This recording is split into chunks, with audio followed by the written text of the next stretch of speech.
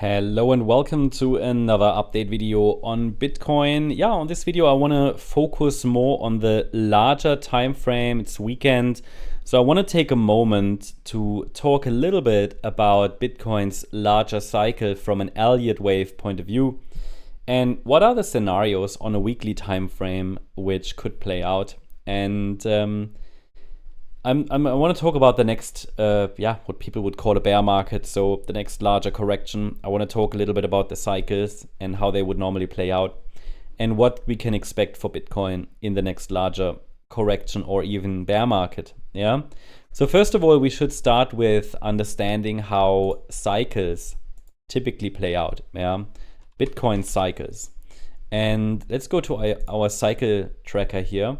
Now, it's important to understand that roundabout from cycle low to cycle top in the past, it took around about 1060 to 1070 days. Yeah. Now we don't have many cycles, I have to say, right? But it's more about understanding that there is a certain degree of repetition that seems to happen, or at least it seems to rhyme. Now this can change at any point. I think we don't want to use this to say, okay, because of this, the market will have to follow this rhythm again and again. It's just something to be aware of. But I want to take a look at what typically cycles do. So we are now exactly in that time window, by the way. Okay, that's one thing. A bear market or crypto winter, what people often say, correction, typically lasts around about a year. It's quite simple because very often we see a top form in Q4, actually always, so far, always. For example, in December 2017, and then the low was in December 18, November, December. So it was a year, okay. Here, 2021, the top was in November 2021, and the low was in November 2022. So obviously we haven't got a confirmation yet that a top has formed for Bitcoin in this cycle.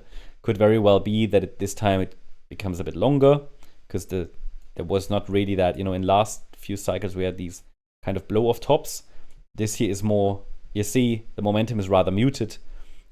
maybe in one of the next cycles we get this, so it's important to understand that there is a certain rhythm. Okay, so we typically get that upside, which lasts around 1060 to 1070 dollars days, and then 1 year of correction. That might change, but it's just from a duration point of view what historically the cycles have followed.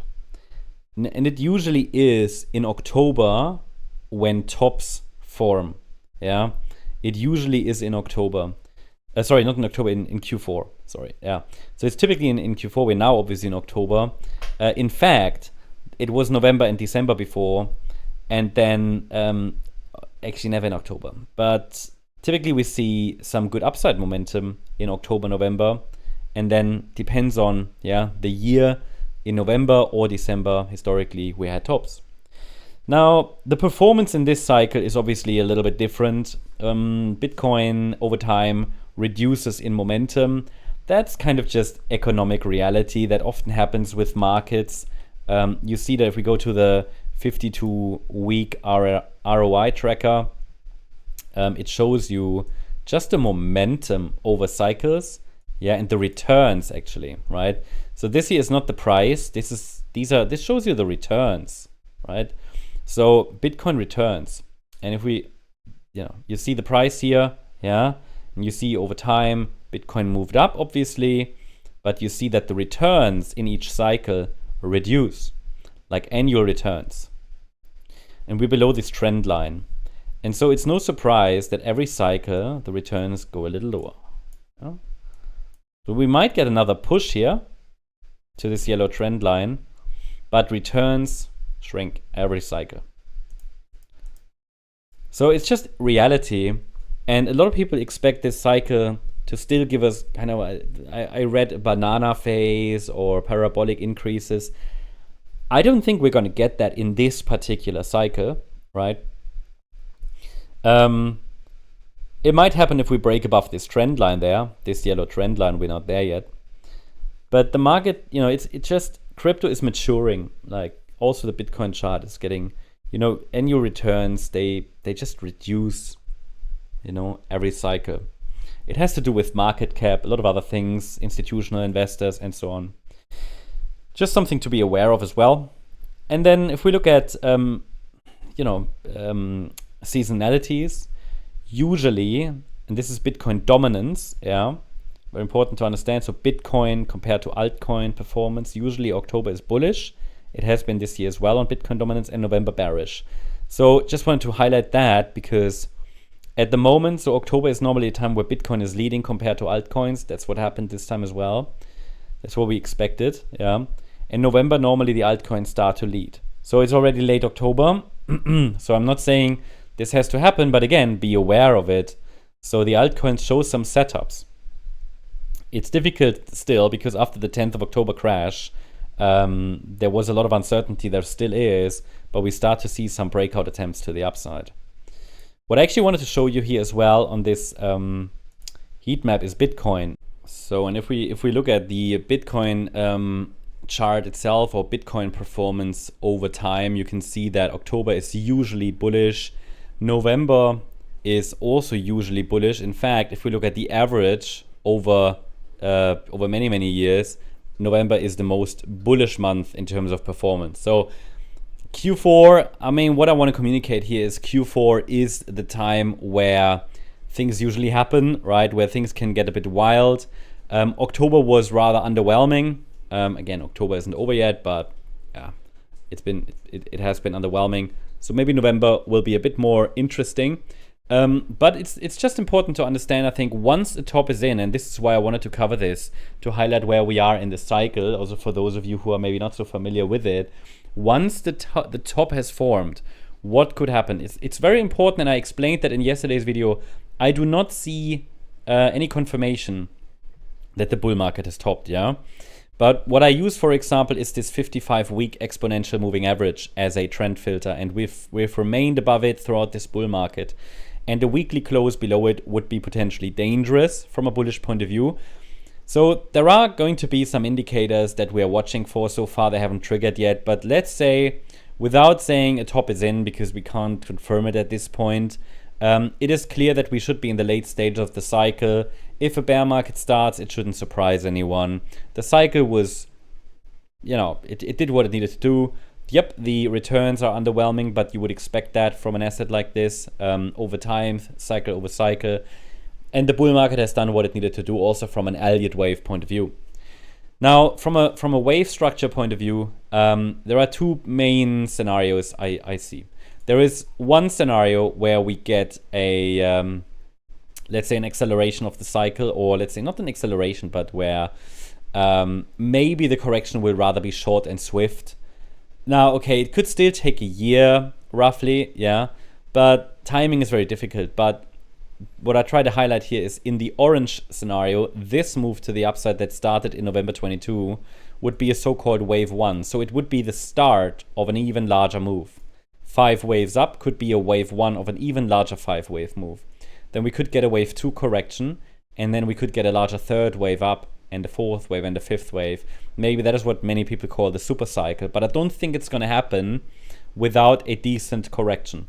And that large correction, what often happens is that the price in a wave 2 finds support in the area of a wave 4 of one lower degree, one lesser degree. That is at around $56,000. This is where the 50, 55, 56, this is where the 38.2 retracement is located, and the August low of 2024. This would be important, an important area. And it doesn't need to be exactly here, maybe a little lower, sort of this area, 45,000 to 56,000 in a wave 2, which should be an ABC structure. Could it take a year? Yeah, but chances are it might be a bit shorter before we then go higher. This is scenario 1. But again, timing is very difficult here. All I can say is historically, a so-called bear market or crypto winter has lasted around about a year. A much larger correction would involve that this 5-wave move that we saw from the 2022 low is actually ending a much larger cycle. A 5-wave move can always start something or end something. If it ends something, then this would be a larger degree 3rd wave, which, well, could even span the entire cycle. So it's possible from an Elliott Wave point of view to say that all of this here is a large cycle which got completed, a large 5-wave cycle, lasted more than 10 years. All of this would need to be corrected. If that happens, I hate to say it, this support area might not be enough. Difficult to say because it would be a large wave 4, and this here is a large wave 3 that tops here.